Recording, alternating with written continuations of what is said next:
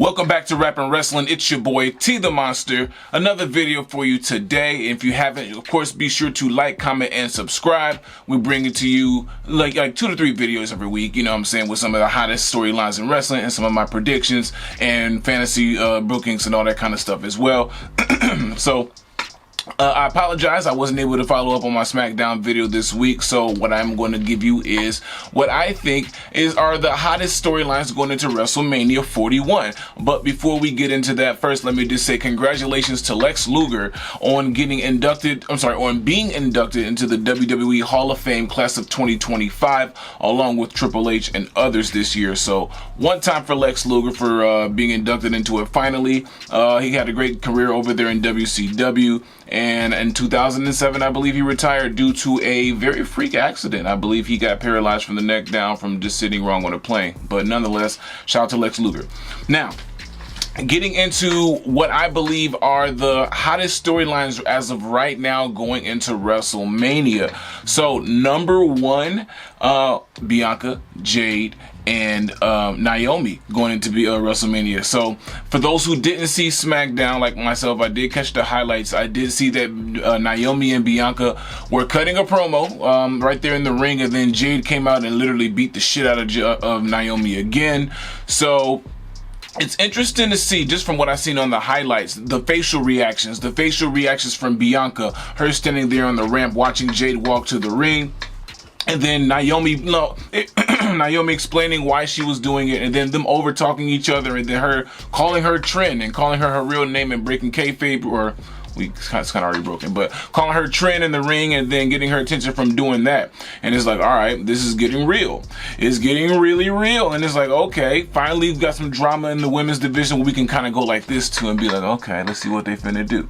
A little black girl magic happening right there. So shout out to all 3 of those women for selling this storyline the way they've been doing it. Naomi, of course, was sporting the iced out neck brace. And then, of course, I see the resemblance and the similarities between this storyline and the previous storyline from the Attitude Era. Now, what folks may not know is Naomi did say that her favorite wrestler at the time, back then, was Rikishi. This reminds me of the Rikishi and Rock storyline where she was like, I did it for The Rock. And she was like, B, I did this for you, and then called her an ungrateful bitch. Like, we going somewhere, WWE. Keep cooking that pot. Road Dogg over there on SmackDown cooking that pie with that D-O-double-G sauce up in there. So I love that storyline. That is one of the hottest storylines going into WrestleMania. It'll be interesting to see if there's going to be a match, which I think it is, between Naomi and Jade at Mania. And then it'll be interesting to see how that match takes on emotion, how Bianca Belair takes on the emotions of those two, and then going into her match with that also. It'll be interesting to see how that storyline unfolds. So that's one of the hottest storylines. Another one I got on my list here is, how can you fucking forget CM Punk and Seth freaking Rollins? Like, those two, anytime you put them together, it's going to be, it's gold, and it's, I'm gonna say it's cinema, but it's gold, and it's something to be seen on TV. From the brawl that we saw on Monday to the previous couple months ago when they were feuding back then, and they fought each other. Like, those two, of course, they have chemistry behind the scenes. Of course, Seth going to go train with CM Punk before he got to NXT and became Seth Rollins, and then CM Punk, of course, being the OG pretty much of WWE back then, and then kind of like bringing Seth along and like showing him a couple things as well. So that whole teacher-student storyline kind of gets told there, but it's kind of flipped because Seth has been running WWE literally for the last 10 years, him and Roman and others. So that storyline, obviously personal, along with like professional competition with each other as well. Them knowing each other, and then they knowing each other's wives and stuff. You saw CM Punk mention on Monday, Becky, come get your man. And then Twitter kind of set on fire from different tweets that got sent off from multiple WWE NXT divas and WWE main roster women as well. Who the fuck like thought this would have broke into that, you know? But that's like I said, those two right now, another very hot storyline in WWE. I can't wait to see what they do at Mania. I think they are going to interject Roman in there. They do have that cage match on Monday coming up on Raw. It'll be interesting to see what happens in that main event. Is Roman going to show up? And if he does that kind of like perpetuate and set in motion that triple threat match between those three? And Don't forget, CM Punk also still has a favor from Paul Heyman. So that's number 2. Another hot storyline right now that I'm seeing is Jacob and Solo. Jacob and Solo, and so the seeds are getting planted there. We just saw Jacob take on Braun Strowman on SmackDown, and he went through a table on the outside and got right back up. Jacob being basically a Samoan werewolf, also known as or what I think is a Samoan Frankenstein, where he's just gonna get up and keep moving. So, Solo on the other end, of course, like I said, he had that hiatus. You can still see the tension between those two, and when they're coming together and they're together and they're talking with each other in certain promos, like when Jacob checked him, "Where you been? Me and Tom have been running things," all that kind of stuff too.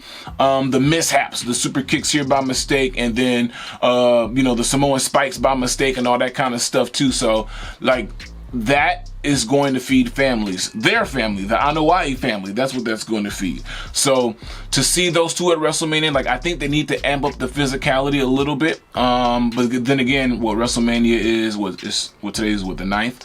WrestleMania is in a couple of weeks, like in about 5 weeks. So like let's wrap up that physicality so we can set that match in motion. I do like that storyline though. Another one, number 4, my number 4 slot, I got Damian and Drew. So Damian and Drew, like initially when the internet started buzzing about this, a lot of folks were like, all right, man, Damian and Drew, I even think Drew McIntyre started complaining about that shit. But eventually, as you saw from the Elimination Chamber, and then the previous history of there, of course, with the WrestleMania last year with those two, them going into WrestleMania this year, and then we saw like it was on site. Like pretty much on SmackDown when he saw Drew McIntyre, like or Damian Priest saw when Drew saw Damian, it was on site and he attacked him then. So like I love the physicality that's getting involved. Of course, Damian being from the streets, and then Drew being from Scotland, the two different styles meshing and all that kind of stuff too. So it's going to be interesting to see those two put on a match. That might have a potential match of the year, or a potential steal of the year at WrestleMania with those two in the ring together. So let's see what they do. Let them continually to cook, because Drew McIntyre, I believe he can turn anything good. I believe that anybody feuding with Drew, like if you put in the work toward it, like he can turn it pretty good. We saw what happened with him and Punk and stuff like that too. So this has potential to be good. So let's just keep our eyes on that one. And then lastly, of course, how in the hell can I forget this one? Cena and Cody. Hottest storyline literally happening in the business right now. John Cena and Cody Rhodes at Mania. Now, from what I was just reading on the internet, I did see that they were saving the heel turn for Mania. And I want to say that I caught that on the previous episode. Like you can go back and watch and see that I said that would happen, because that you couldn't have two big faces going at each other. I did call them, like I thought they were going to do that at Mania as well, but I guess that was the original plans, and now we see WWE actually pull the trigger on an Elimination Chamber. Now these two, like in just a matter of a week, we haven't seen the entire industry cook over this. Like, so Cody cut his promo on SmackDown, of course, basically saying, John Cena, if you want some, come get some. He had to lie to his daughter about what happened to his face, everything else, because Travis Scott did smack the shit out of Cody Rhodes. Let's be real. Like, that's, like, how do you explain that to your child? A rapper smacked the shit out of me, and So, Cena, of course, heel turn. Ain't been heel in 22 years. So that number 1 is like the biggest storyline within itself. Like I saw that he just got a Guinness World Record for being face as long as he's been. So at Mania it's going to be interesting, because like that finish, like we saw the finish last year with Cody Rhodes, like it felt like the fucking Avengers, and this year I think we're going to get a very similar style of finish, except I think this time, like I think Stone Cold Steve Austin is going to get involved, and from there it's going to be maybe Cena wins. Does Cena win? Does he, I don't know. Cena eventually got to turn back face for the end of his retirement. So these two going at it, of course. They had some color shown, of course, on the Elimination Chamber. Cena hit him in the face with a Rolex, bust him open. And Cody, of course, now recovering from what he saw on SmackDown, basically saying how he felt. Cena's out filming a movie somewhere in Hungary. But that is my my top storylines going into WrestleMania 41. Do you guys feel like I left something out? Do you guys feel that something should be added? Or what's your favorite storyline going into WrestleMania right now? Be sure to let me know in the comments below. And if you haven't, of course, be sure to like, comment, and subscribe. And god damn it, let's bring WrestleMania to Detroit by 2030. We're gonna make that shit happen. I'll see you next week. Peace.